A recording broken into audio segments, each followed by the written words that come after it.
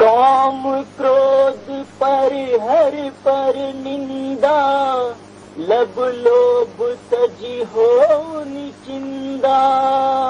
ఇది పరం సంత్ సద్గురు నానక్ దేవుడి యొక్క వాక్యం. పరమాత్మలో ప్రవేశం పెట్టుకోవాలంటే ఆ రుజు మార్గములో నడుచుకోవాలంటే మొదట కొన్ని పథ్యము చేయాలన్నాడు. రోగం పోవాలంటే ఒట్టి మందే పని చేయదు, దానికి పథ్యము కూడా కావాలి. యుగ యుగాలు జన్మము నుండి మనలో ఉండేటువంటి యొక్క రోగములు చాలా ఎక్కువ. కామ క్రోధ లోభ మోహాది మదమత్సర్యములు, పరనింద పరదూషణ, ఇవన్నీ రోగాలే.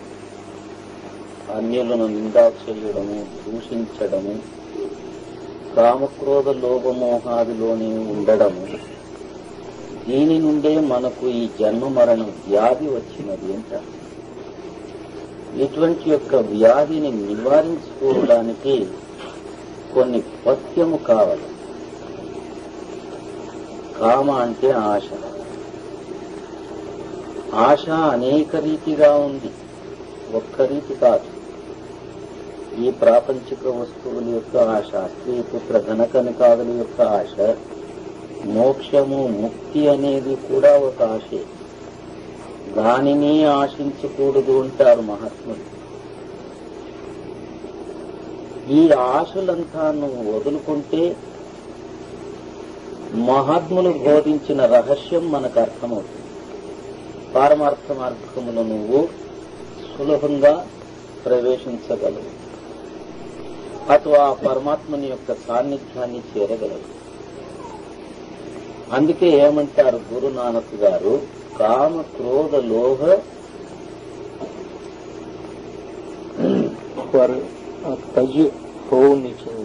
నిశ్చింతుడు కావాలను. ఏ యొక్క చింత కూడా నీలో రాకూడదు. మన మనస్సు ఎప్పుడూ ఇతరే చింతాలే చేస్తున్నాం. ఒక్క నిమిషము, ఒక సెకండ్ కూడా మనసు ఊరికే ఉండేదానికే లేదు. దాని సాంగత్యాన్ని మేము ఎన్నో జన్మము నుండి చేస్తున్నాం.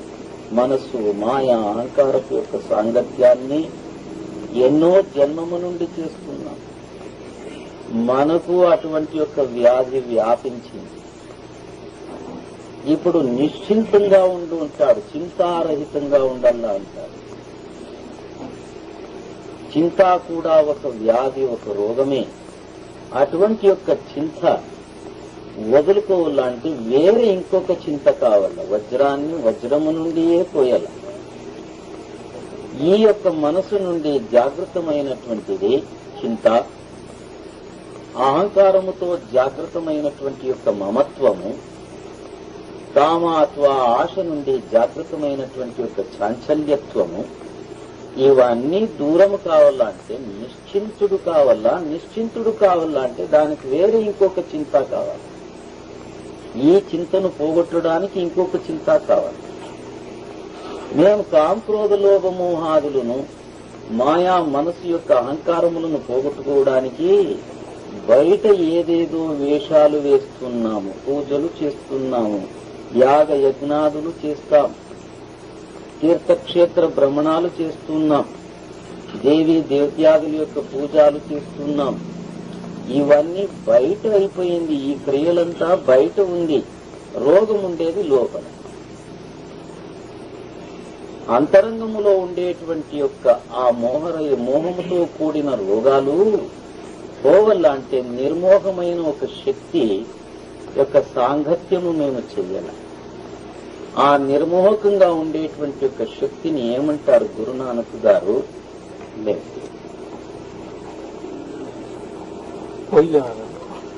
दूसरा ले।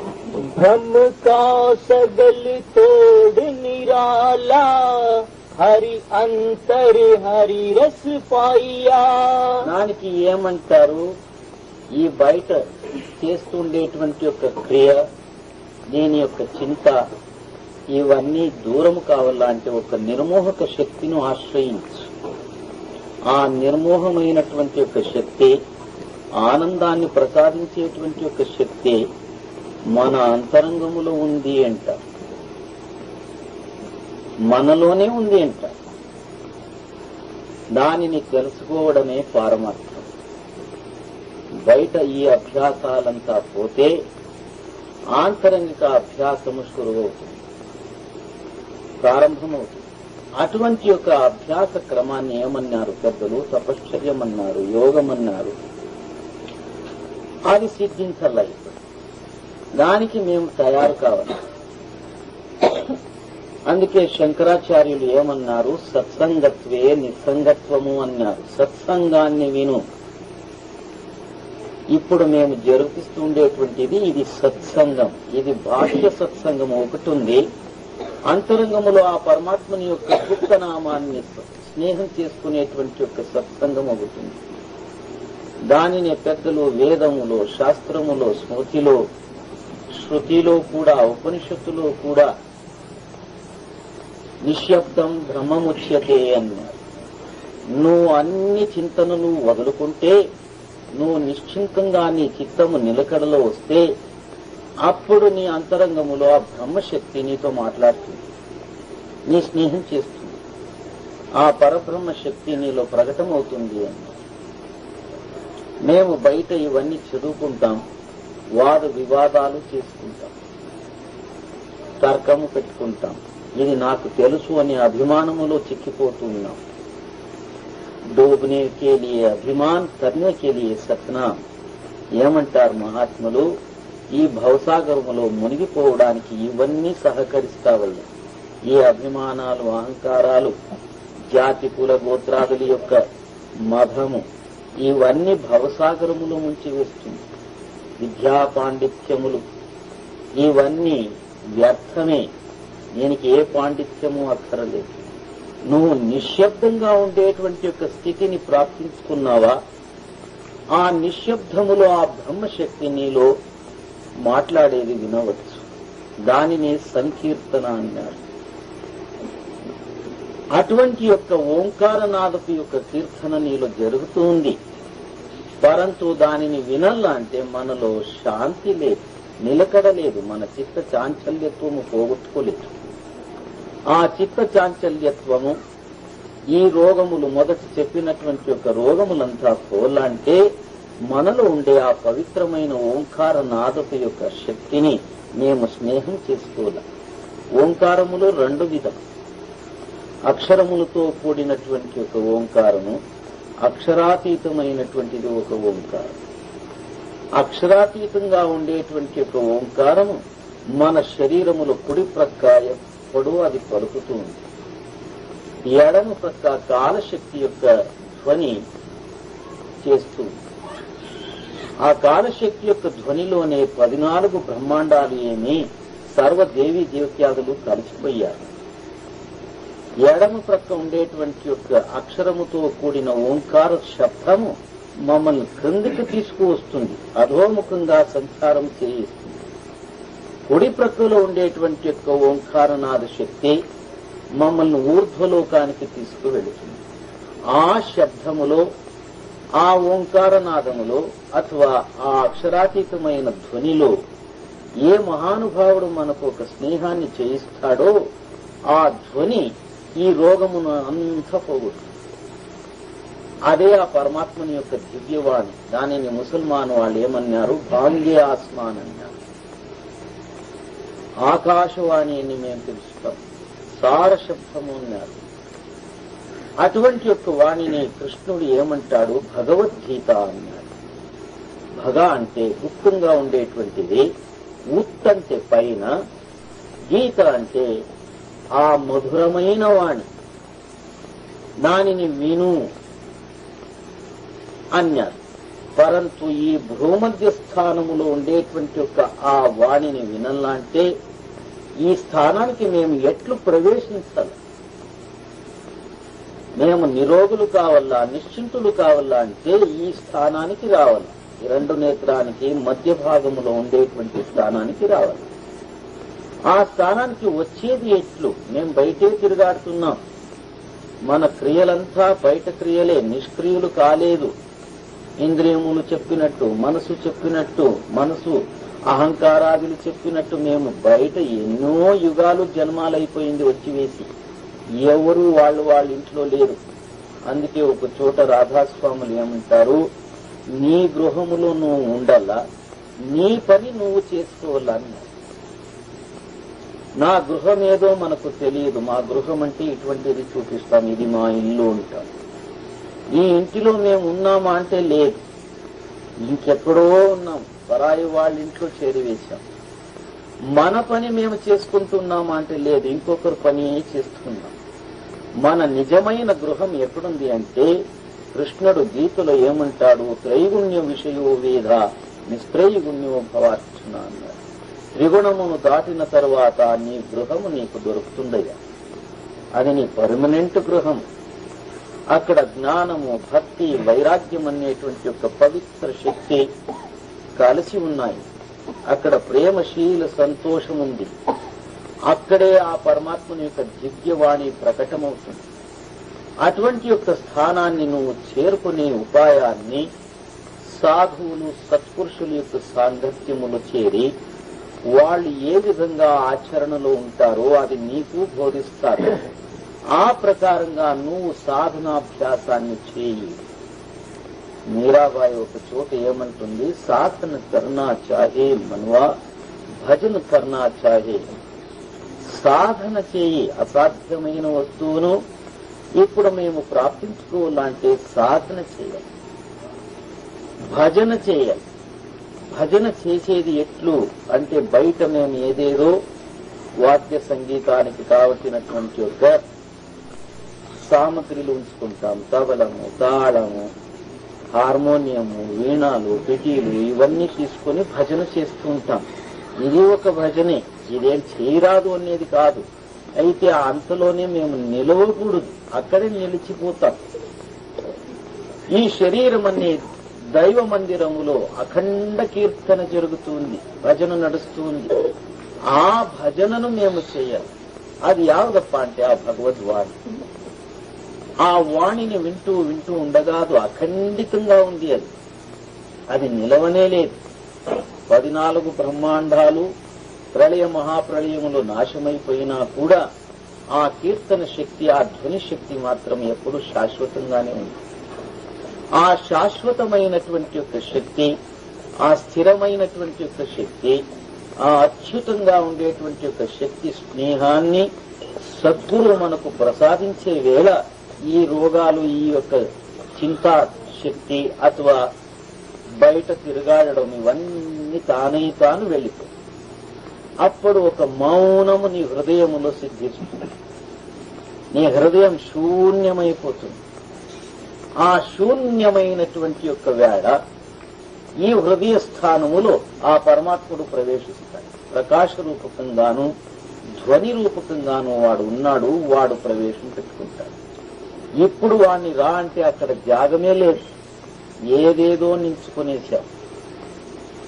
ఏకాంతములో కూర్చొని ఒక 10 నిమిషాలు మౌనము చేసి చూడండి, ఇది మనకు గుర్తవుతుంది.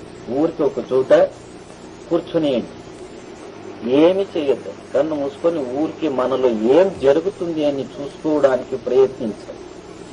ఏదేదో ఆలోచనలు, ఏదేదో సంకల్పాలు, వికల్పాలు, కామక్రోధ లోభమోహాదుల యొక్క గలాట, నేను నాది అనేటువంటి యొక్క మమకారత్వము, ఇవన్నీ దయ్యాలు కొనిసినట్లు లోపల కొనుస్తూ ఉంటాయి. దీని యొక్క గలాటలు ఆ పరమాత్మ యొక్క శక్తి రావాలంటే రాదు. వచ్చినా నీకు తెలియదు. ఎన్నో వేళ వాడు వచ్చిపోయినాడు, నీకు తెలియదు. ఎన్నో వేళ నిన్ను వచ్చి లేపింటాడు, నువ్వు లేయవు. ఎందుకు? ఈ యొక్క ఆసురిక శక్తుల యొక్క సహవాసములో మేము చిక్కిపోయినాం. ఆ దైవీ శక్తి యొక్క స్నేహాన్ని వదిలి యుగ యుగాలు జన్మాలు అయిపోయింది. ఎవరైనా మహాత్ములు దానిని అభ్యసించుకున్నటువంటి వాళ్ళు, ఆ అనుభవాన్ని పొందినటువంటి వాళ్ళు మనకు సహకరిస్తే తప్ప ఇది మనకు సిద్ధించలేదు. అందుకే ఏమన్నారు గురునానక్ గారు, వహిలేదు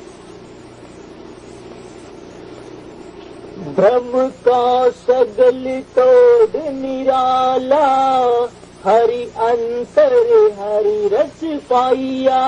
ఈ భ్రమజాలమంతా పోయిన వేళ ధ్యాన అభ్యాస చింతన చేస్తూ చేస్తూ ఈ మనసు నుండి జాగృతమైనటువంటి యొక్క ఈ చింతను మేము పోగొట్టుకున్న వేళ ఒక శాంతి లభిస్తుంది. నిరాలంబుడైపోతావు నువ్వు. అన్ని ఆధారాలు తప్పిపోతాయి. ఇప్పుడు మనసు యొక్క ఆధారముతో మేము నిలిచినాం. ఇక్కడ చంచలంగా ఉంది మన స్థితి, అది అచంచలంగా ఉంది సత్యశక్తి. దాని యొక్క స్నేహం చేయాలా అంటే ఈ భ్రమంతా వదులుకోవాలి. ఈ భ్రమను వదలడానికే సత్సంగ శ్రవణము, సద్గురువు యొక్క సేవ, వాడు మనకు ప్రసాదించినటువంటి యొక్క ఆ పరమాత్మని దివ్య గుప్తనామ స్మరణ, ఈ మూడు ఇప్పుడు మేము సాధించాలి. ఈ మూడు యొక్క పవిత్ర సత్యశక్తిలో మేము స్నేహాన్ని ఉంచుకుంటే ఈ భ్రమ తొంచిపోతుంది, వెళ్ళిపోతుంది. అప్పుడు నీ హృదయం నిరాలంబ స్థితి అయిపోతుంది. అటువంటి స్థితిలో ఆ హరి శక్తి నీలో ప్రవేశమవుతుంది. ఆ హరి రసాన్ని నువ్వు పానము చేయగలవు. నీ పాపాన్నంతా హరణము చేసేటువంటి యొక్క ఆ హరి శక్తి ఈ రెండు నేత్రపు యొక్క మధ్య భాగములోనే ఉంది. మేము 9 ద్వారములను బంద్ చేసి మూసివేసి ఇక్కడ ఉండేటువంటి యొక్క 10వ ద్వారాన్ని తెరచిన వేళ ఆ యొక్క స్థానాన్ని మేము చేరగలం. దానిని ఏమంటారు ముసల్మాన్ వాళ్ళు? షహరగ్ అంటారు. దాన్ని ఆ సుషుమ్నా నాడిని షహరగ్ అంటారు. ఆ మార్గములో మేము ప్రవేశించాలి. అక్కడ నువ్వు ఒక్కడే పోవాలి. నువ్వు ఒక్కడే అక్కడ ప్రవేశించడానికి అవకాశం ఉంది.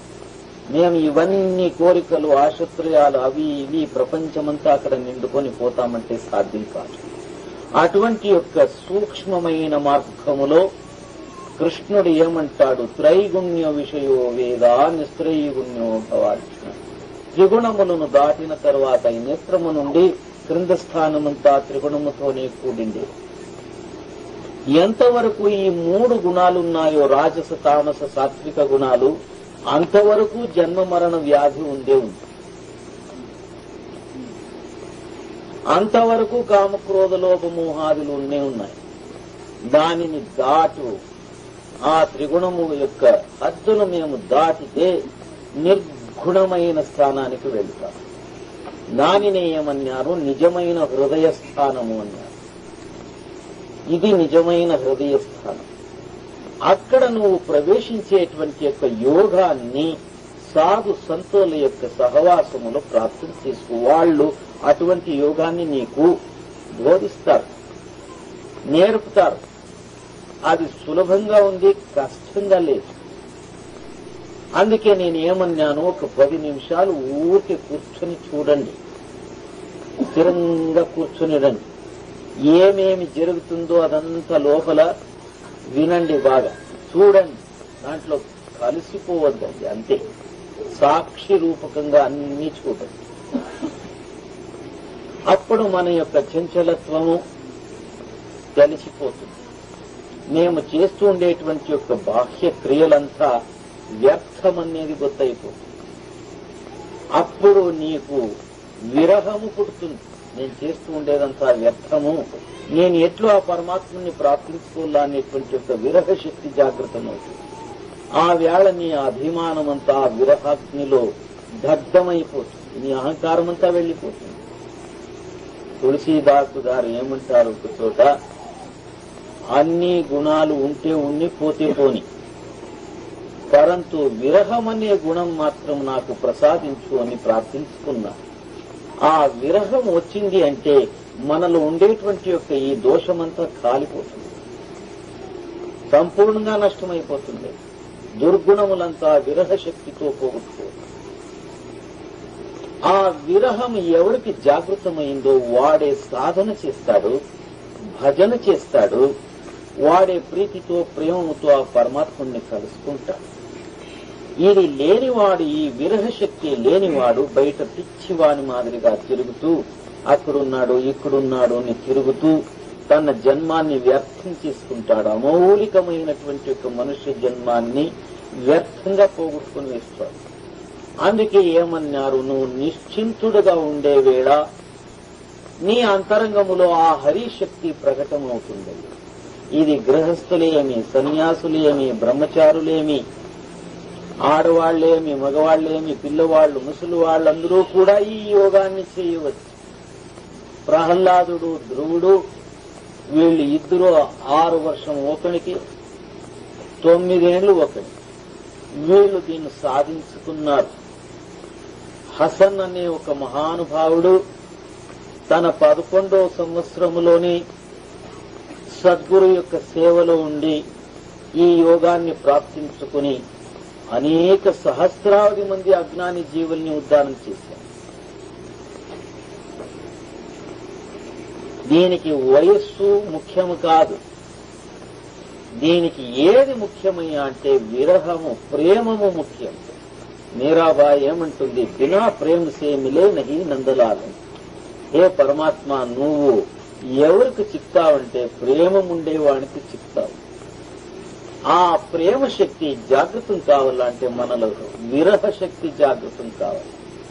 ఆ విరహత్వాన్ని పుట్టించడం ఉపాయం ఏదుందప్ప అంటే సాధు సత్పురుషుల యొక్క సాంగత్యములో ప్రతినిత్యము సత్సంగాన్ని శ్రవణం చేయాలి.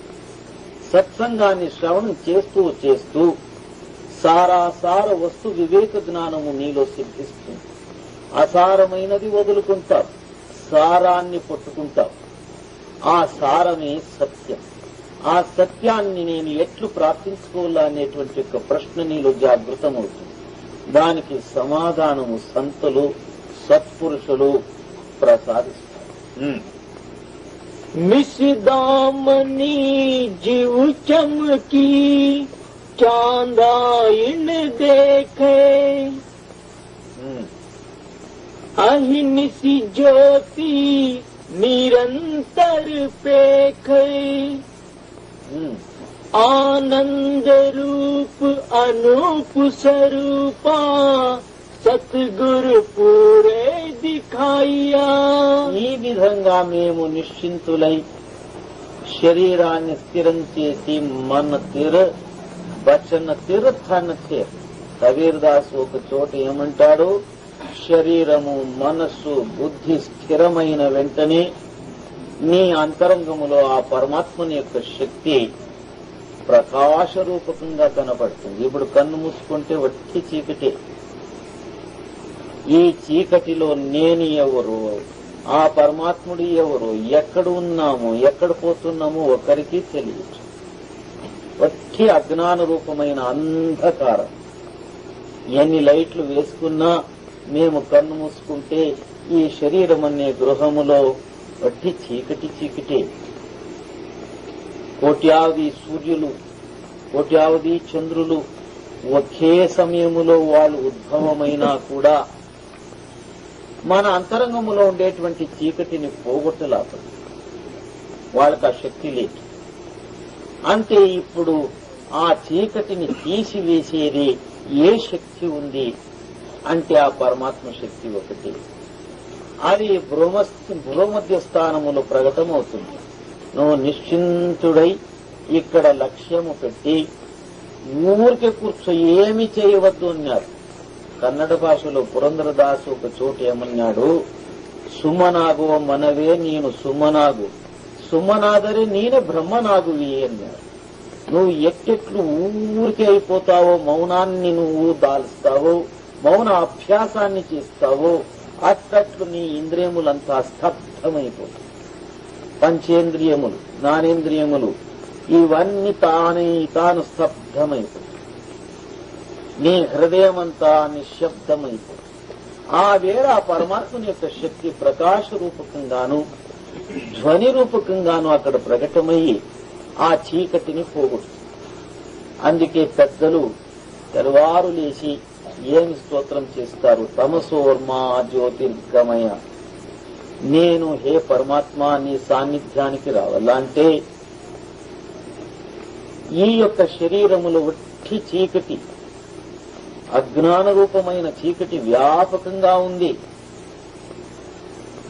ఈ చీకటిలో నేను ఏ దావులో రావాలా, ఏ దావులో వచ్చి నిన్ను కలుసుకోవాలా, ఎట్లు రావాలా అనేది నాకు తెలియదు.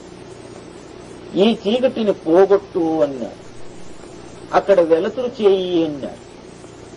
మేము బయట ఏదేదో వెలుతురు చేసేస్తాం. దేవస్థానంలో పోతాము, మంగళారతి చౌక ఏదో ఎక్కిస్తాం, కర్పూరం పెట్టి అక్కడ వెలిగిస్తాం, అక్కడ ఒక దీపాన్ని పెడతాం. ఇవన్నీ చేస్తాం. మన అంతరంగములో ఉండే ఈ మందిరములో ఉండే చీకటిని అట్లే ఉంచుకున్నాం, అక్కడ వెలుతురు చేసుకోలేదు. ఆ అజ్ఞానాన్ని పోగొట్టుకోవడానికి పెద్దలు ఏం చేశారు? తమసోర్మా జ్యోతిర్గమయ.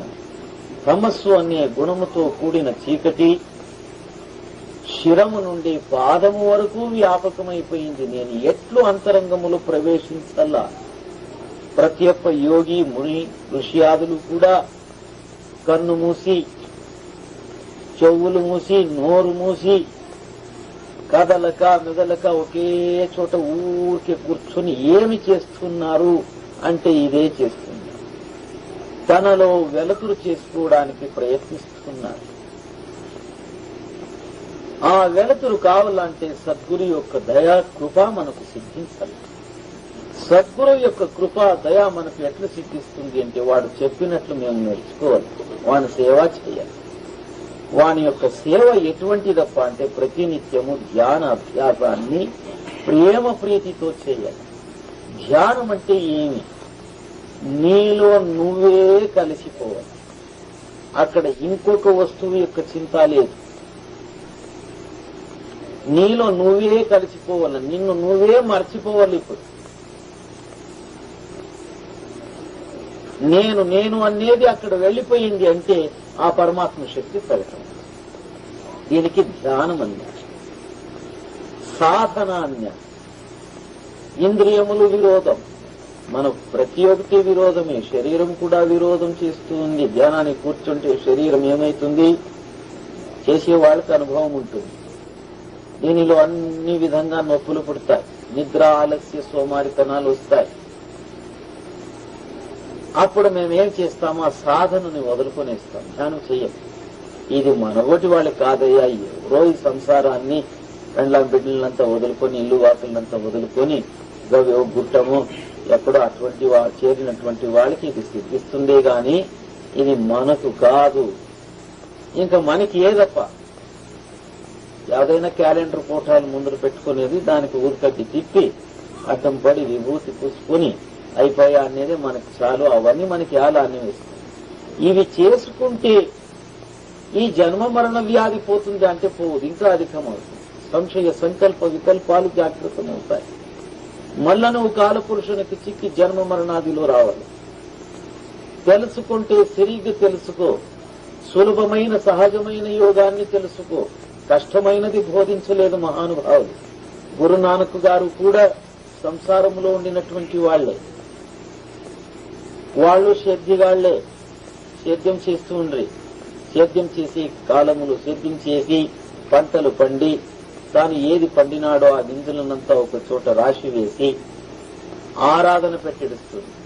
ఇప్పుడు మీరు ఎట్లు పెడతారో అట్లా ఆరాధన.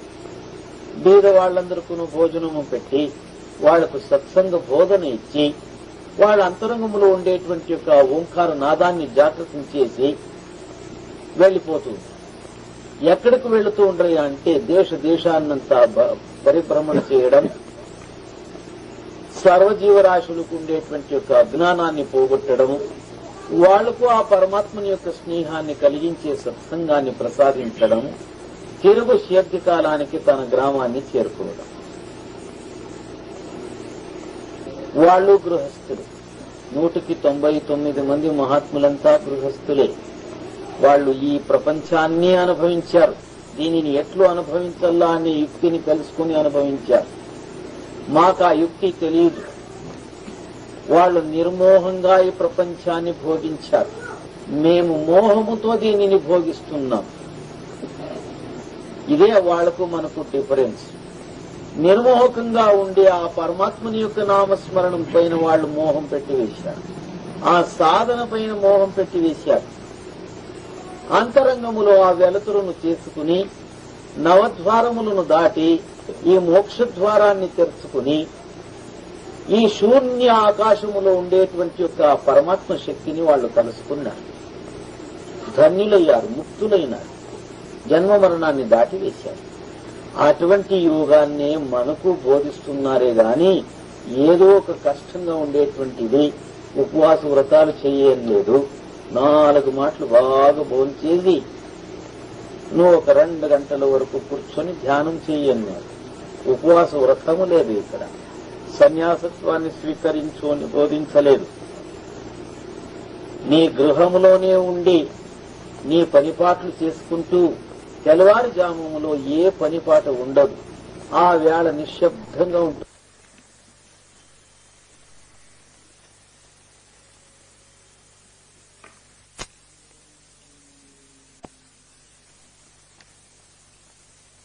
తీసుకుని ప్రతి ఒక్క ఇంటిలోనూ వాళ్ళు ప్రవేశిస్తారు. గృహములు ఎవరు లేచి నన్ను చింతిస్తున్నారు అని వాళ్ళు పరీక్షించుకుంటారు, చూస్తారు. వచ్చి ఎవరు ఆ వేళ లేచి కూర్చొని సద్గురువు చెప్పినట్టు ధ్యాన అభ్యాసాన్ని చేస్తూ ఉంటారో అటువంటి వాళ్ళకి ఆ నామామృతాన్ని ప్రసాదించి వెళ్ళిపోతారు. పరంతు మేము ఆ వేళలోనే బాగా పనుకుంటాం.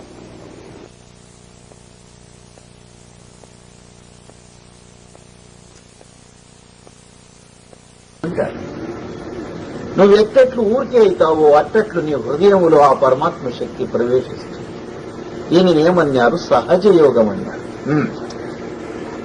सतगुरु मिलो आप प्रभु तारे, शशिधरी सूर दीपक गैनारे. అందుకే ఏమన్నారు గురునానక్ గారు? ఇటువంటి యొక్క సామర్థ్యాన్ని ఎవరి దగ్గర ఆ సామర్థ్య శక్తి ఉందో అటువంటి వాళ్ళ దగ్గర నువ్వు స్నేహం చెయ్యి. ఎవరినంటే వాళ్ళని స్నేహం చేయొద్దు. జాన్కర్ పానీకు పియో, జాన్కర్ గురుకు కరో. ఏమంటారు మహానుభావులు? ఏ నీళ్లంటే ఆ నీళ్లు తాగవద్దు, నీళ్లను శోధించి తాగు. మహాత్ములు అందరూ మహాత్ములు కారు, అనిలో ఎవరో ఒకరు ఉంటారు. వాళ్ళని బాగా వెదకి అటువంటి వాళ్ళ యొక్క స్నేహాన్ని చేయి. ఎవరంటే వాళ్ళు స్నేహం చేస్తే ఇంకా అడ్డగావులు త్రొక్కడమే. అందుకే ఏమన్నారు? సరియైన గురువును నువ్వు ప్రాప్తి చేసుకో, అదే దుర్లభం. గురువు అన్ని చోట ఉన్నాడు, అయితే మనకు గుర్తు కావాలి కదా. సద్గురువులు ఎట్లు ఉన్నారప్ప అంటే మన మాదిరిగానే ఉంటారు, మన మాదిరిగానే తినడము, మన మాదిరిగానే నిద్రపోవడము, మేం చేసే కార్యాలే వాళ్ళు చేస్తూ ఉంటారు, గృహస్థులుగా ఉంటారు. వాళ్ళకి ఆ జాతి ఈ జాతి అని భేదమే లేదు, అన్ని జాతిలోనూ ఉన్నారు. నేను తాడపత్రికి ఒకసారి పోయింది. అక్కడ ఈ కట్టలు యొక్క వ్యాపారం చేసేటువంటి వాళ్ళు షబీర్ అని ఆయన పేరు. ఆయనకు ఇప్పుడు 73-74 సంవత్సరాలు. ఆయన వ్యాపారస్తు, కట్టెలు అంగడి పెట్టుకున్నాడు. అంటే ఇంటికి కాబట్టినటువంటి యొక్క సామాన్లు, కట్టు సామాన్లు అమ్మేటువంటి, ఏమంటారు మీరు తెలుగులో?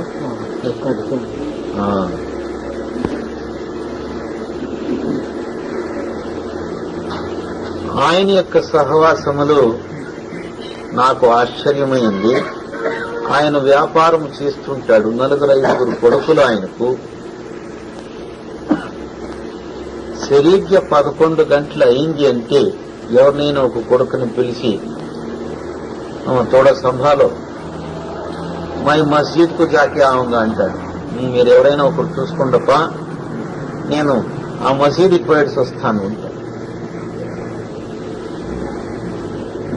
ఆయన ఆ రీతిగా మసీదుకు వచ్చే వేళ, నమాజ్ చేసుకోవడానికి వచ్చే వేళ నేను బస్ స్టాండ్ దిగి దావ పట్టుకుని ఎక్కడ పోతుంది. ఆయన్ని చూస్తే నాకేదో ఒక విధమైన సంతోషమైంది. ఆయన మాట్లాడించల్లా అనే బుద్ధి పుట్టింది. ఆయనకు నేను సలాం చేసి వాళ్ళ జతలో అట్లా 10 ఇద్దరు అట్లా ముందుకు పోయారు. ఆయన మాట్లాడుకుంటూ నవ్వుకుంటూ రాపా నా జతకే పోదాము అని ఆయన నన్ను మసీదుకే పిలుచుకుపోయారు.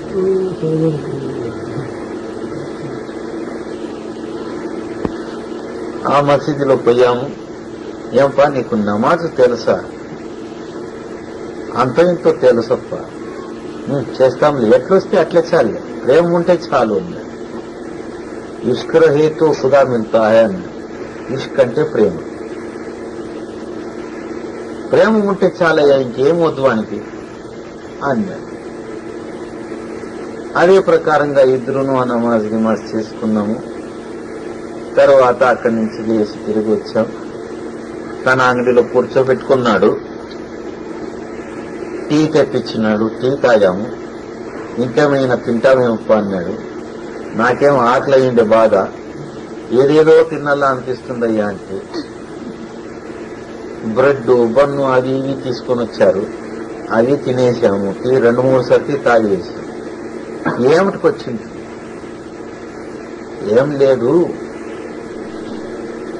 నా హృదయంలో ఒక మాట విన్నాను.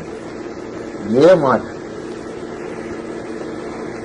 ఆ పరమాత్మని యొక్క సాధన చేస్తుండేటువంటి వాళ్ళు ఈ పక్క ఉన్నారు అనేటువంటి ఒక విచారము నా అంతరంగములో జాగ్రత్తమైంది. దానికోసం నేను వెతుక్కు వచ్చాను. ఈరోజు నిన్ను చూశాను. నా మనసు ఇక్కడే నిలిచిపోయింది. నాకు ఆ రహస్యాన్ని బోధించు అని వేడుకుంటున్నాను. ఆయన చాలా సంతోషం పడి ఈ జాగం వద్దు రాపా, దానికి వేరే జాగం ఉంది అని తన గృహానికి పిలుచుకుపోయాడు. అది చాలా పెద్ద ఇల్లు. ఒక 15-16 రూములు ఉండొచ్చు. ఆయనదే ఒక రూమ్, చాలా ఏకాంత స్థలము. అక్కడికి పిలుచుకుపోయాడు. అక్కడ కూర్చోపెట్టుకుని అన్ని వాకిళ్లు మూసివేశాడు. ఇంతవరకు నువ్వు ఏదేది సాధన చేశావు చెప్పమని. చెప్పేది ఏముందప్ప, నీ ఎదుటే కూర్చొని దాన్ని చేసి వేస్తాను, అది రైటో తప్పో నువ్వే చెప్పే. అక్కడ కూర్చొని ధ్యానములో కూర్చొని సద్గురువు బోధించిన నామస్మరణాన్ని చేసుకుంటూ కూర్చోగా ఆయన స్వల్ప కాలాన్ని ఇక్కడ ఒక చోట ఇక్కడ చేతులతో ముట్టాడు. స్పృహ తప్పిపాయ. ఈ శరీరం ఏది అనేది నాకు తెలియక మర్చిపోయాను. నాకు ఏదీ జ్ఞాపకం లేదు. నా అంతరంగములో వెలుతురో వెలుతురు, ధ్వనియో ధ్వని. అటువంటి ఒక స్థితి కలిగింది. ఇదే సరి, ఇది కరెక్ట్ అప్ప, ఇది బాగా చేసుకోవయ్యా అని ఆశీర్వదించాడు. దానికి సంబంధించినటువంటి యొక్క అనేక విచారాలు ఆయన బోధించాడు. ఆ రహస్యాన్నంతా బోధించాడు. చాలా సంతోషం పడి 4-5 దినాలు అక్కడే ఉంచుకుని, నేను ఇటువంటి వాడు, నువ్వు ఇటువంటి వాడు అని ప్రపంచానికి మాత్రం చెప్పొద్దు. ఇది గుప్తంగా ఉండాల. దీన్ని బయలు చేసుకున్నావా, ప్రపంచము బెల్లం చూస్తే ఎట్లు చీమలు ఈగలు ముసురుకుంటాయో అట్లు ముసురుకుంటాయి. ఆ తర్వాత నీ ఏకాంతము భంగమై నువ్వు సాధనాభ్యాసాన్ని మొదలుకొనేస్తావు. మళ్ళా ఈ మాయా మనసు అహంకారం పట్టుకొనేస్తుంది. హుషారు, జాగ్రత్త అన్నాడు.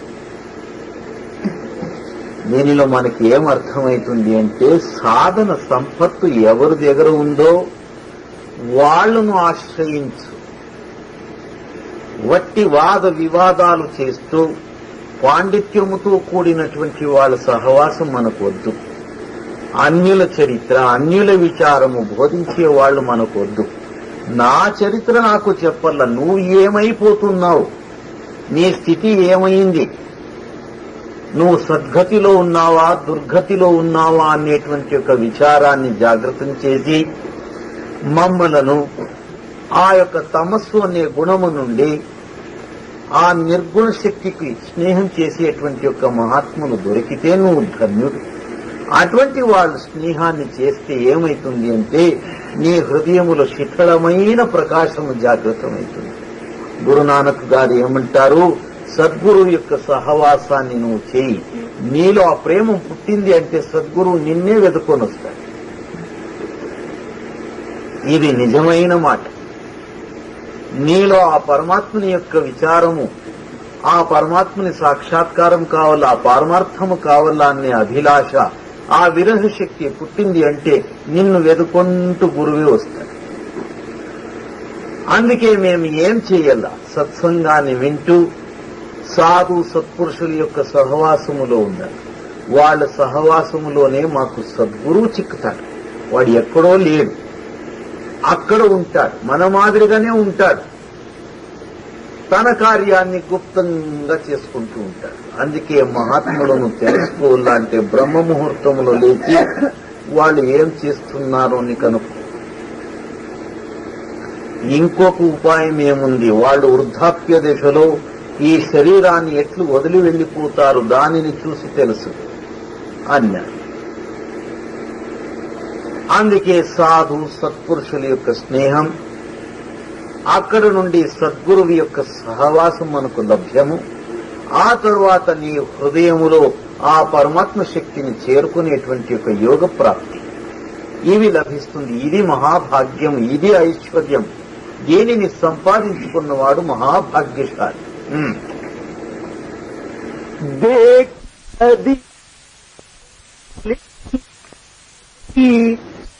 త్రిభువన్ బ్రహ్మ సబాయ్యా. అప్పుడు ఏమంటారు గురునానక్ గారు, ఈ సాధనాభ్యాసాన్ని ఎవడు పరిపాలన చేస్తున్నాడో వానికి అన్నీ బ్రహ్మమయమే, అన్నీ ఆ పరమాత్ముడు అన్ని చోట ఉన్నాడు అనేది గుర్తయిపోతుంది. ఇక్కడున్నాడు అక్కడున్నాడు అనే భేదభావమే వెళ్లిపోతుంది. అభేద స్థితి. ఆ స్థితికి వచ్చిన వేళ మన చైతన్య శక్తి భ్రూమధ్య స్థానాన్ని దాటి సహస్రదళ కమలములో ప్రవేశిస్తుంది. ఆ సహస్రదళ కమలం అనేది ఈ స్థానములో ఉంది, అక్కడ ప్రవేశిస్తుంది. అక్కడ అక్షర బ్రహ్మశక్తిని దాటి అగమ్యలోకములో ఉండేటువంటి యొక్క నిరక్షర శక్తిని అథవా నిరాకార శక్తిని వాడు ప్రాప్తించుకుంటాడు. ఆ అగమ్య అలక్ష్యలోకాన్ని దాటి సత్యలోకమును వాడు ప్రవేశిస్తాడు. అది నీ నిజమైన దేశము, అది నీ నిజమైన గృహము. అక్కడికి పోయిన వాడు ఈ జన్మ మరణ వ్యాధికి తిరుగు చిక్కడు. అమృత రస్ పాయే తృష్ణా భవ్ జాయే, అనుభవ పద్ పావే ఆప్ గవాయే. ఆ యోగములో మనకు ఈ తృష్ణ అనే వ్యాధి, ఇంకా నాకు కావాలా కావాలా అనేటువంటి కోరికలు, దురాశ, ఈ గుణమంతా నాశమైపోతుంది. ఒక్కటి ఉండదు. నీకు శిశుభావం వచ్చి వేస్తుంది. అంటే సన్న పిల్లవాళ్ల హృదయములో ఏ విధంగా కామక్రోధ లోభ మోహాదులు ఉండవో, ద్వేష ఈర్ష్యాదులు ఉండవో, నువ్వు నేను అనేటువంటి యొక్క మమకారాలు ఉండవో, అటువంటి స్థితి నీకు వస్తుంది. ఆ వేళలోనే ఆ పరమాత్మ శక్తి నిన్ను స్నేహం చేసుకుని ఇవన్నీ ఉంచుకొని వాడిని రమ్మంటే వాడు రాడు. దయ్యము దేవుడు ఒకే చోట ఉండరు. ఇవన్నీ దయ్యశక్తి, ఆసురిక శక్తి, నీచ శక్తి. ఇవన్నీ నేత్రము నుండి క్రింద ఉన్నాయి. ఈ దుర్గమునులంతా, ఈ దుర్గుణములంతా నువ్వు దాటి వెళ్లిపోవు. ఆ వేళలో ఈ ద్వైత భావాలంతా పోతాయి. అందుకే కబీర్ దాసు ఒక చోట ఏమంటాడు, హువా జబ్ ఇష్క్ మస్తానా కహే సబ్ లోగ్ దీవానా. అటువంటి యొక్క ప్రేమ సాధన యోగములో సద్గురువు నన్ను చేరించినటువంటి వేళ నాకు పిచ్చి పట్టిపోయిందయ్యా. ఏ పిచ్చి? ఆ పరమాత్ముని ఎప్పుడు చూస్తాను, వాడు నన్ను ఎప్పుడు చూస్తాడు, వానికి నాకు ఎప్పుడు స్నేహం కలుగుతుంది అని ఆ పిచ్చి పుట్టిపోయి ఆ పిచ్చిలో ఈ ప్రపంచము మర్చిపోయాయి, దేహాన్ని మర్చిపోతే, ఆకలి నిద్రాన్ని మర్చిపోతే, స్వేచ్ఛగా ఆనందంగా మస్తు ఫకీర్గా నేను తిరుగాడుతుంది. నా స్థితిని చూసి ప్రపంచమంతా ఏమన్నారు, పిచ్చివాడు వాడు, వానితో మనకేం పని అని దూషించారు, నింద చేశారు. నిజమే, ఇది ఒక పిచ్చి. ప్రపంచం వాళ్ళకి కామ పిచ్చి, సాధు సత్పురుషులకు ప్రేమ పిచ్చి. ఆ పిచ్చిలో ఆనందం ఉంది, ఈ పిచ్చిలో దుఃఖం ఉంది. ఈ వాళ్ళ యొక్క మహాపురుషుల యొక్క ప్రేమ శక్తి మనకు అర్థం కాదు. అది తెలుసుకోకుని వాళ్ళని మేము దూషిస్తాము, దూరము చేసుకుంటాం. సుషుమ్నా తత్ ఝన్కారా లకై కుయి నామ్ కా ప్యారా. ఆ యొక్క పిచ్చి, ఆ ఆనందం ఎవడు తెలుసుకుంటాడు? ఆ ప్రేమముతో కూడిన, ఆ పరమాత్మ శక్తితో కూడిన ఆ ఆనందమైన, ఆ సంతోషంగా ఉండేటువంటి స్థితిని ఎవడయ్యా అర్థం చేసుకుంటాడు అంటే, ఈ సుషుమ్నా మార్గములో ప్రవేశించే ఆ రహస్యాన్ని, సామర్థ్యాన్ని మహాత్ముల యొక్క స్నేహం చేసి ఎవడు ప్రాప్తించుకుంటాడో వానికి అది తెలుస్తుంది. అక్కడ ఝేంకార నాదము చేస్తూ ఉండేటువంటి యొక్క ఓంకారాన్ని ఎవడు విన్నాడో, ఆ పరంజ్యోతి ప్రకాశాన్ని ఎవడు చూశాడో అటువంటి వాళ్ళకి సాధు సత్పురుషులు ఏమీ అనేది అర్థమైంది. అంతవరకు వాళ్ళు హృదయ పరిశోధన మనకు చేసేదానికి కాదు. ऊंची पदवी ऊंचो ऊंचा నిర్మల్ శబ్ద్ కమాయ్యా. అటువంటి స్థానం అది అన్నిటికీ ఉత్తమమైన స్థానం, ఉత్తమోత్తమ స్థానం. అక్కడకు అర్జున్ చేరించి ఏమంటాడు, ఇప్పుడు నువ్వు పురుషుల్లో పురుషోత్తముడైనావయ్యా. భగవద్గీతలో పురుషోత్తమ యోగా అని ఒక యోగాన్ని బోధిస్తాడు ఒక భాగం. ఈ శరీరములో నివసిస్తూ ఉండేటువంటి ఒక జీవాత్ముడు ఇదే శరీరములో ఉండేటువంటి యొక్క గుప్త స్థానములో, అంటే సహస్రదళ కమలాన్ని దాటిన తర్వాత ఉండేటువంటి యొక్క భగవత్ శక్తిని పురుషోత్తము, వానిని చేరినప్పుడు నువ్వు కూడా పురుషోత్తమత్వాన్ని ప్రార్థించుకుంటావయ్యా అన్నట్టు. అంటే మనలోనే ఆ పురుషులకు పురుషోత్తమ స్థితిని పొందే స్థితి ఉంది, ఆ ఉన్నతోన్నతమైన స్థానం ఉంది, కైవల్య పదవి ఉంది. దానిని మేము ప్రార్థించుకోక ఇక్కడ ఏమైతే ఏమి ప్రయోజనం? మంత్రి కావచ్చు, ప్రెసిడెంట్ కావచ్చు, ప్రధానమంత్రి కావచ్చు, ఇంకా ఏదేదో కావచ్చు. అయితే ఇవన్నీ శాంతిని, సంతోషాన్ని ఇస్తున్నాయంటే లేదు. ఐశ్వర్య సంపదలు ప్రార్థించుకోవచ్చు, రాజ్య సంపదలు ప్రార్థించుకోవచ్చు, అయితే శాంతి, సంతోషము, ఆనందము దీంట్లో లేదు. ఇవన్నీ ప్రార్థించుకున్న వాళ్ళు ఇంకా కావాలా అని యుద్ధాలు చేసి, ప్రపంచమంతా నాదే కావాలా అని పోరాడి ఒకనాడు యమదూతుల చేతికి చిక్కి నష్టమైపోయినారు. వాళ్ళ ఆశ తృప్తి కాలేదు, సంపూర్ణము కాలేదు. అంటే ఇది ఆశను పుట్టించే వస్తువులు ఇక్కడ ఉంది గాని తృప్తిని ఇచ్చేటువంటి వస్తువు ఇక్కడ లేదు. దీనిని తెలుసుకునే మహాత్ములు ఏం చేశారంటే, తమలో ఉండేటువంటి యొక్క ఆ ఆనంద శక్తిని ప్రార్థించేసుకుని శాంతంగా, సుఖంగా, సంతోషంగా ఉండిపోయినారు. వాళ్ళకి తృప్తి కలిగింది. అక్కడ ఎవడు తృప్తిని ప్రార్థించుకున్నాడో వాడే భగవత్ స్వరూపుడు. సద్గురువిన ఆజ్ఞను పరిపాలిచిదవనన్ను నరనెన్న బేడ అవని హరను కాను అన్నారు కన్నడములు. ఎవడు ఈ మార్గములో, ఈ సహజ యోగ మార్గములో సద్గురు యొక్క ఆజ్ఞను పరిపాలిస్తూ ప్రతినిత్యము ధ్యానాభ్యాసాన్ని చేసి ఈ భూమధ్య స్థానములో ఉండేటువంటి యొక్క ఓంకారనాదాన్ని ప్రార్థించుకున్నాడో వాడు నరడు కాదయ్యా, వాడే హరడు అన్నారు. అటువంటి యొక్క యోగ్యత, ఆ సామర్థ్యత మనకు ఉండి కూడా మేము దానిని తెలుసుకోక మనసు మాట విని ఈ బయట ప్రపంచములో తిరుగుతున్నామంటే ఎంత అవమానకరం. దీనికిన్న వేరే అవమానమే లేదు. ఎవరో తిట్రి అని అవమానము అంటాము, ఎవరు మమ్మల్ని దండించినారో అవమానము అంటాము కాదు. ఇది నిజమైన అవమానం. నాలో ఆ పరమాత్మ శక్తిని ఉంచుకుని దానిని తెలుసుకోకనే వ్యర్థంగా ప్రతి ఒక్కసారి మనిషి జన్మాన్ని ధారణ చేసి చెడిపోతున్నాము. ఎన్నో యుగాలు, జన్మాలు ఇదే గడిచిపోతుంది కదా, ఎప్పుడు నేను ఆ కైవల్య పదవిని ప్రాప్తం చేసుకోలా, ఆ ఉన్నతోన్నత స్థానాన్ని ఎప్పుడు నేను చేరల్లా అనేటువంటి యొక్క విచారాన్ని మర్చిపోయినామంటే అది యొక్క స్థితియే అవమాన స్థితి. దానిని ఇప్పుడు పోగొట్టుకోలేం. अदृष्ट अगोचर नाम अपारा, अतिरस मीठा नाम प्यारा. సద్గురువు ఏమంటాడు? అది అగోచరంగా ఉంది.